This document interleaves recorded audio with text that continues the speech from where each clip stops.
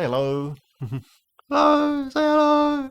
Hello. Reading one book may not change your life. However, the habit of reading itself will. Kia ora and welcome everyone. In this video, I'm going to run through my key takeaways of my favorite books. Now, these are my key takeaways, but I'm interested to hear what your key takeaways were down in the comments below. At the end of the video, I'll share the book that changed me the most, but let's start with number one, Steal Like an Artist by Austin Kleon. So I've actually read a few of Austin Kleon's books, Steal Like an Artist, Keep Going, and Show Your Work. I might be getting confused of where I got this idea, this key takeaway from, but it's out of one of these three books. That key takeaway is, out of boredom comes your most creative ideas. So don't give up your boring jobs like ironing a t-shirt, because that's where your creative ideas come from. Okay, now moving on to book number two, Rich Enough by Holm.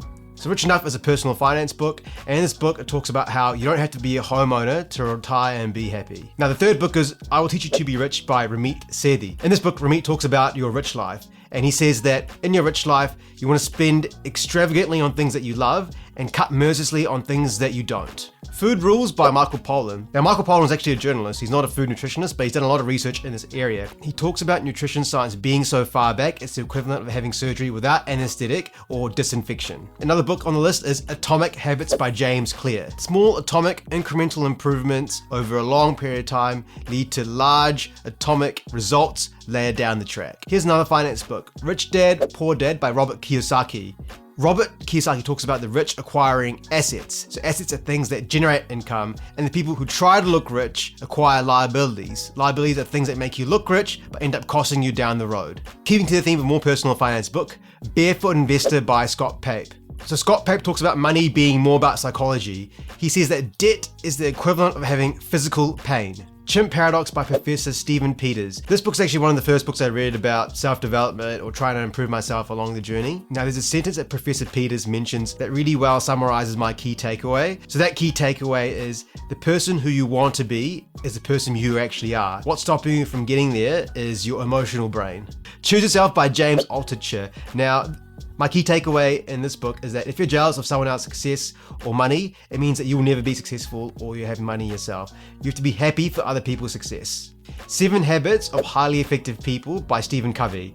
One of the things that Stephen Covey mentions is the gap between the stimulus, which is what happens to you, and the response. Now, he talks about making decisions that are within your control rather than focusing on things that may influence you but are outside of your control. How to Not Give a F by Manson. Every negative experience you go through is itself a positive experience.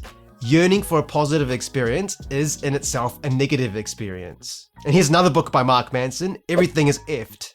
So your brain has two parts. You've got the emotional side and you've got the logical side. We think the logical side is driving all our decisions. It's actually the emotional side which has control. The logical side merely serves the emotional side. Range by David Epstein. You're better off being able to have multiple well-versed skills and combining them together than be really good at one particular thing. Sapiens by Yuval Harari. Looking at human history, you better have an optimistic look. There are always problems going on at the moment, like running out of oil. History does repeat itself. Someone or a group of people will solve the problem, so have hope. Deep Work by Newport. There's two types of work. There's deep work and shallow work. Deep work is the meaningful work, and we can only do about 1 to 4 hours a day. Shallow work is things that we think we do that move the needle in the right direction, but they actually don't. The more deep work you're able to do, the more success that you have. To get in deep work, you need to cut off all distractions, focus on one thing. Task switching is a good way of not getting into deep work. Another Newport book is So Good They Can't Ignore You. A lot of us make the mistake of quitting everything to focus on what we're passionate about. But what we really need to focus on is finding a skill that other people value and getting really good at that particular skill. Now, I read this book a very long time ago. It's called Outliers by Malcolm Gladwell. And in this book, he talks about the 10,000 hour rule. When you start something, you're going to really suck at it in the beginning. It takes 10,000 hours to master that skill. There are no shortcuts to getting good at something. You need to be consistent, you need to challenge yourself every single day and turn up every day. Now we come to the final book, and this book has probably changed my life the most. It's called How to Win Friends and Influence People by Dale Carnegie. Now I just want to include a bit of a story before I jump into the key takeaway for this book. Now when I approach social situations, I always had that bit of anxiety. I was really afraid to meet people. And I thought to be good in social situations, you had to be an interesting person. So I thought I had to have a million hobbies and travel the world and have all these nice things. But it turns out to be successful socially. So all you need to do, and here's the key takeaway, is make the other person feel important. Ask lots of questions, get curious, Get that other person talking and you'll be fine in all those social situations. Now it's your turn, guys. I'm really keen to hear what your recommendations are, what key takeaways are from your favorite books. Let me know down in the comments below. Anyway, guys, check out the video that I'm going to show over here. Take care and talk soon.